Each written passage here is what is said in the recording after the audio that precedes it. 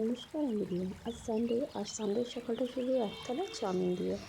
তারপরে সানডে মানে তো মাংস ভাত, বাঙালিরা মাছে ভাতেও বাঙালি, বাঙালিরা মাংস ভাতেও বাঙালি। তো প্রথমে আমি খোলা কড়াইয়ে কিছু মশলা ভেজে রেখেছি, পরে আমি চিকেন নাম বলে দিচ্ছি। তারপরে আমি আদা রসুন সবগুলো বেটে নিয়েছি। এই কড়াইটার মধ্যে আমি পেঁয়াজগুলো ভেজেছিলাম, সেই যেই তেলটা বেঁচেছে তার মধ্যে আরেকটু তেল দিয়ে আমি আলু ভেজে নিয়েছি। তারপরে আমি একটু তেল দিয়ে রসুন ভেজে নিয়েছি। রসুনটা ভাজার পরে পেঁয়াজটা দিয়েছি। পেঁয়াজটা লাল লাল হয়ে যাওয়ার পরে তাতে টমেটো, কাঁচা লঙ্কা দিয়ে ভালো করে মিক্স করে নিয়েছি।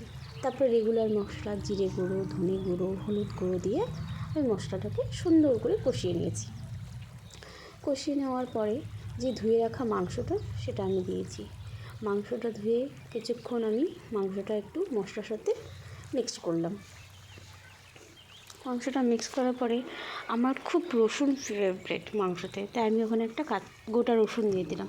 তারপরে যে মশলাটা বানিয়েছিলাম ধনে, জিরে, শুকনো লঙ্কা, জিরা, সেই মশলাটা আমি এখানে অ্যাড করে দিয়েছি। অ্যাড করে দেওয়ার পরে মাংসটা খুব ভালো মতন করে কষিয়ে তারপরে এতে আমি গরম জল দিয়ে দিয়েছি। গরম জল দিয়ে মাংসটা ঢেকে রেখেছি। এখন আমার মাংসের ফাইনাল লুক কেমন হয়েছে তোমরা কিন্তু জানাবে। আর তোমরা যখন ভিডিওতে লাইক দাও না, খুব ভালো লাগে।